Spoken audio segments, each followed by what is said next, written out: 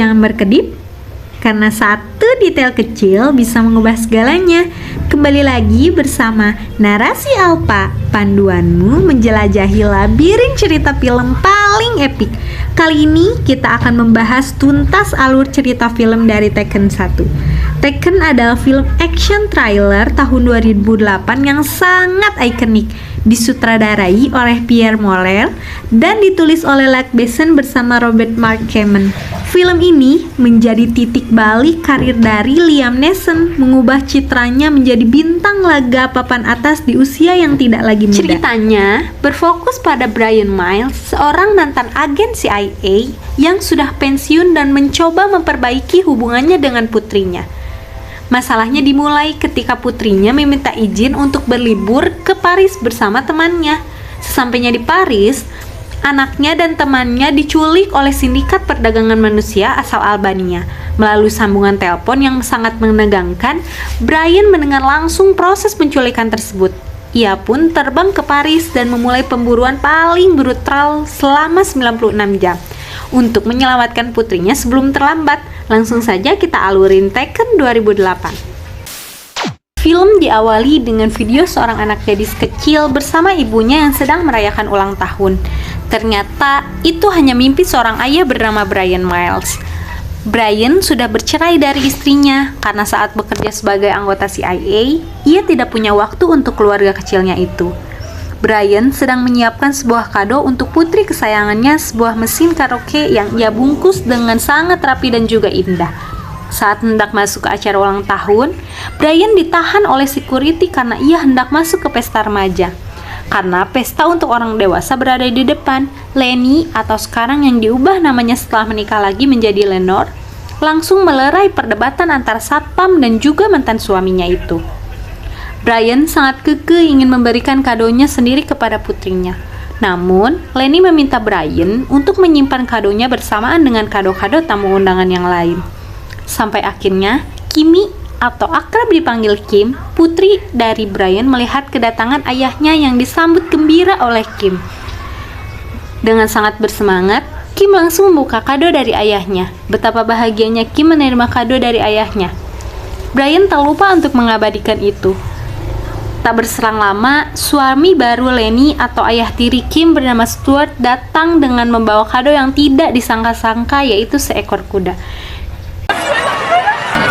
Kim yang melihatnya jauh lebih senang saat menerima kado dari Stuart. Tapi Brian tidak berkecil hati karena baginya kebahagiaan putrinya lebih penting daripada dirinya sendiri.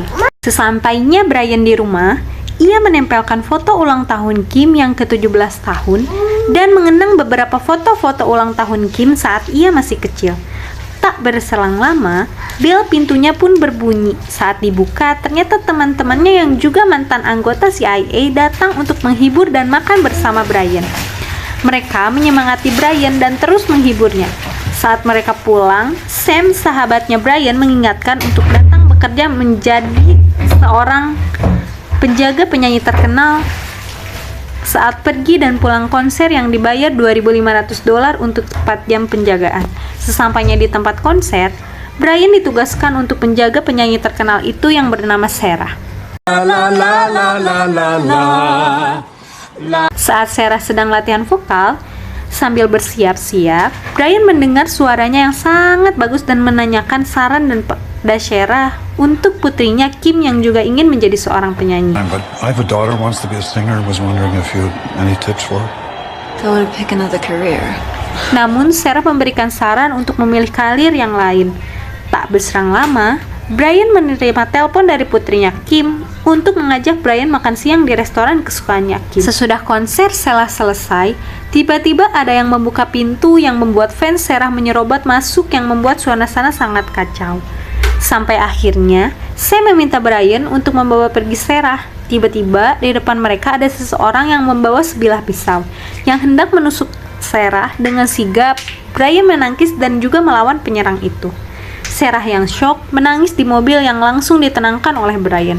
Sarah juga memberikan nomor telepon pelatih vokalnya dan juga manajernya kepada Brian sebagai ucapan terima kasih karena Brian telah menyelamatkan Sarah. Sarah juga akan membayarkan pelatih vokal untuk mengajari Kim. First number is Gio. My says she can sing, You'll give her. The second number is my manager. If Scene berpindah di restoran tempat perjanjian Brian dan Kim.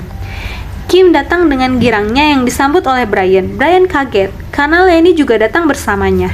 Brian langsung memberikan minuman kesukaan Kim.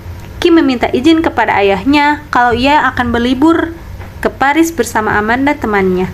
Lenny juga meminta tanda tangan surat izin kepada Brian. Namun, Brian tidak mau tanda tangan dan tidak mengizinkan putrinya Kim untuk pergi berlibur sendirian tanpa ditemani olehnya. Kim berlari pergi karena kecewa ayahnya tidak mengizinkannya untuk pergi berlibur.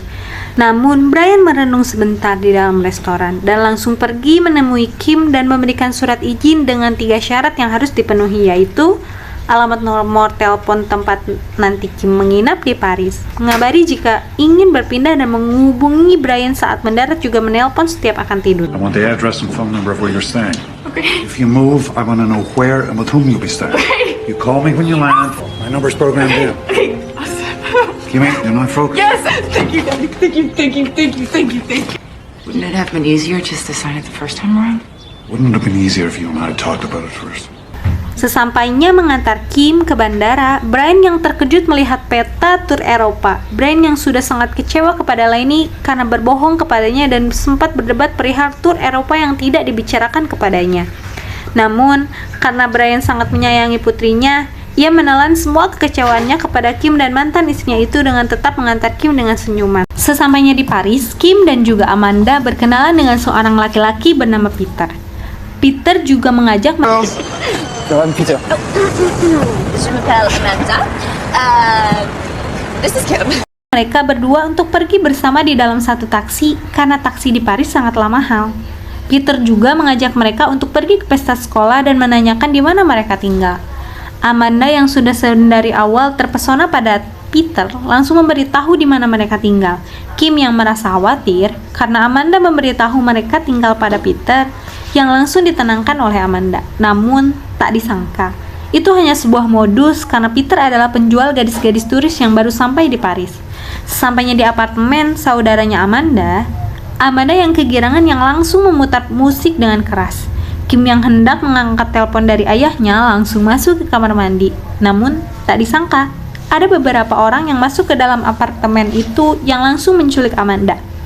Kim yang sangat panik diberi arahan oleh ayahnya untuk masuk ke kamar sebelah kamar mandi dan masuk ke dalam bawah tempat tidur. Brian yang sudah sangat terlatih dengan hal ini langsung memberikan instruksi pada Kim untuk tetap berkonsentrasi dan memberitahukan ciri-ciri penculiknya.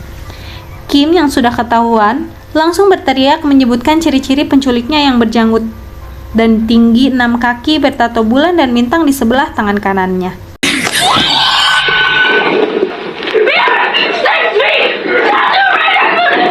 But what I do have are a very particular set of skills.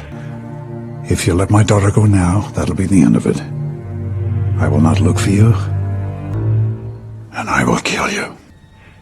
Good luck. Seusai Kim diculik, penculik Kim yang mengangkat telepon langsung diancam oleh Brian untuk membebaskan putrinya. Namun, sang penculik menantangnya dan langsung menghancurkan HP Kim. Brian, tanpa menunggu lama, langsung memberitahu temannya Sam untuk melacak suara yang sempat direkam oleh Brian. Brian yang langsung mendatangi rumah mantan istrinya untuk menanyakan apakah suami barunya itu punya musuh di luar negeri dan menanyakan di mana kamar Kim. Sam yang sudah selesai melacak suara dari telepon tersebut menyebutkan jika yang menculik Kim berasal dari Albania, tepatnya di daerah Tropoja. Tempat itu adalah tempat utama para kriminal. Pria yang sempat berbicara dengan Brian bernama Marco. Marco merupakan bos penjahat yang pindah ke Paris sekitar 6 tahun yang lalu. Dan tato yang dilihat oleh Kim adalah tanda pengenal kelompok penjahat mereka. Keahlian kelompok mereka adalah perdagangan wanita dengan modus menawarkan wanita dari negara berkembang di Eropa Timur untuk jadi pembantu atau pengasuh. Setelah diselundupkan, mereka dibuat kecanduan dan juga pelacur atau kita panggil saja miskol. Namun akhir-akhir ini mereka memutuskan lebih ekonomis, menculik wanita muda yang baru sampai di Paris dan peluang waktu waktu setelah diculik, yaitu 96 jam setelah Kim diculik. Sesampainya di Paris, Brian langsung mendatangi apartemen saudara Amanda dan langsung memikirkan reka adegan saat Amanda dan Kim diculik. Brian juga menemukan ponsel Kim yang sudah dirusak oleh penculik. Ia juga langsung membawa SD card milik Kim dan juga beberapa sampel DNA yang menempel di pecahan kaca. Brian tak menunggu lama lagi. Ia langsung menemukan muka Peter yang tak sengaja terfoto di pantulan cermin saat Kim dan Amanda sampai di bandara Paris. Peter yang sedang melakukan modusnya kembali langsung dihajar oleh Brian dan menginterogasinya di mana Kim berada. Teman Peter yang sendiri tadi bersamanya langsung menolong Peter. Di saat Brian lengah, Peter langsung kabur dan lompat ke bawah, namun sayang, saksi kunci penculikan Kim tertabrak oleh truk yang lewat. Brian tak hilang akal, menghampiri temannya yang dahulu bekerja bersamanya di CIA, yang sekarang bekerja sebagai wakil direktur keamanan internal bernama Jean Claude. Namun, sayangnya, Jean seperti tak ingin membantu Brian dan meminta seseorang untuk membuntuti Brian. Brian menyewa seorang penerjemah bernama Gregor. Namun, Brian tidak memberitahukan apa yang harus diterjemahkan oleh Gregor. Brian langsung keluar dari mobil, meninggalkan Gregor sendirian di dalam mobil. Brian yang menghampiri seorang mbak-mbak Miss Call yang sedang diam di pinggir jalan dan bernegosiasi dengan mbak-mbak Miss Call. Namun, negosiasi itu tidak berujung balik. Mbak-mbak Miss Call itu terlihat kesal pada Brian. Sampai akhirnya ada bos Mbak Miss Call yang hendak menghajar Brian. Di saat bersamaan, Brian menempelkan alat suara pada baju bos itu. Sampai akhirnya masuk kembali ke dalam mobil meskipun ia harus membayar 100 euro pada bos itu.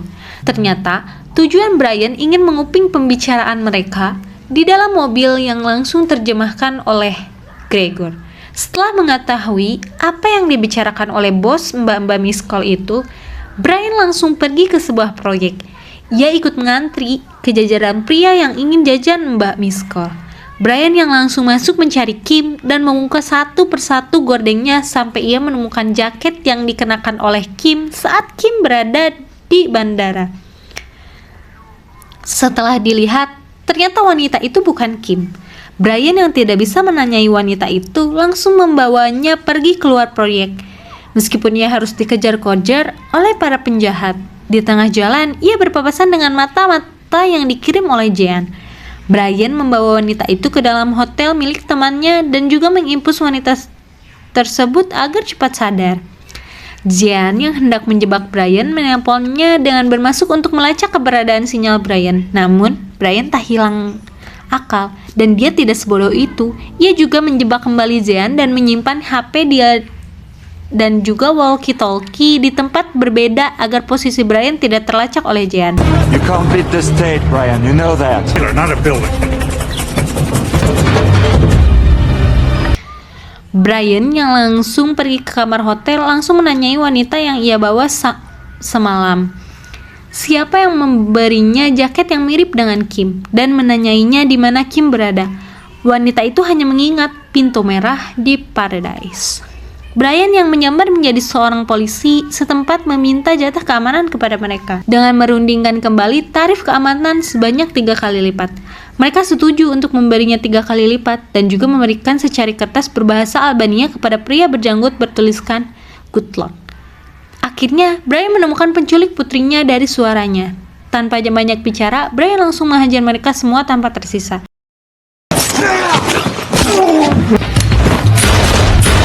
Satu persatu pintu sampai menemukan Amanda yang sudah meninggal karena overdose. Brian menyisakan satu orang yang menculik putrinya untuk diinterogasi di mana putrinya sekarang. Namun, pria itu tidak bekerja sama dengan baik sampai meludahi sehingga Brian tanpa ampun menyiksanya. Saat penyiksaannya semakin tinggi, akhirnya pria tersebut memberitahu di mana putrinya. Karena Kim masih tersegel dan jika dijual mahal, pria itu menjualnya ke Saint Clair. Setelah mengatakan itu, Brian tak berpikiran untuk mengampuni pria itu sampai akhirnya pria itu mati terbakar.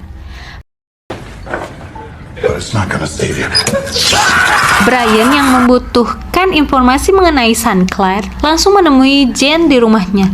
Brian disambut baik oleh istrinya Jane bernama Isabel, namun tidak dengan Jean. Jen yang sangat kesal dengan kedatangan Brian langsung mendorongkan pistolnya ke arah Brian yang ia bawa di bawah wastafel kamar mandi. Namun tak disangka, Brian yang berpikir selangkah lebih maju dari Jen sudah mengeluarkan semua isi pelurunya. Brian yang emosi langsung menembak lengan Isabel untuk mengancam Jen memberitahukan informasi mengenai Sinclair. Jen yang tak punya banyak pilihan langsung memberikan informasi kepada Brian. Jen yang hendak memukul Brian langsung didahului oleh Brian hingga membuatnya pingsan. Brian menyelinap ke pesta Sinclair dengan menyamar menjadi anggota polisi.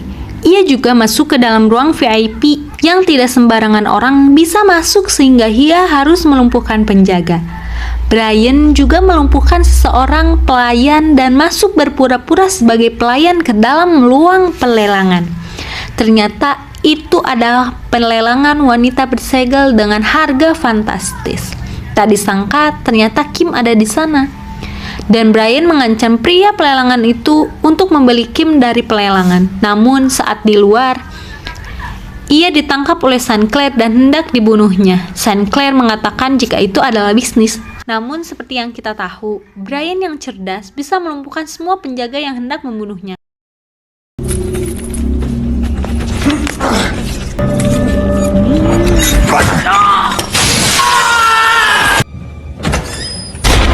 Sampai ia bertemu dengan Sinclair dan menanyakan kemana Kim berada.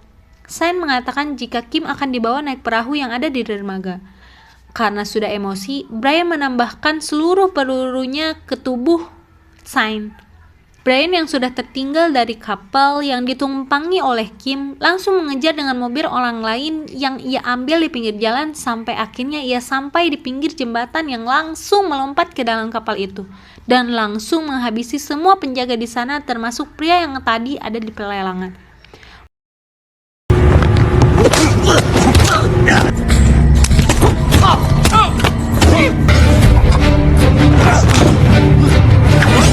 Pria itu langsung mengancam Brian dengan menempelkan sebelah pisau ke leher Kim. Karena Brian sudah terlatih menembak, ia tepat menembak bos itu tepat di kepalanya hingga meninggoy. Kim yang melihat ayahnya langsung menangis dan memeluk ayahnya. Sesampainya di bandara, Lenny dan Stuart sudah menunggu kedatangan Kim dan juga Brian.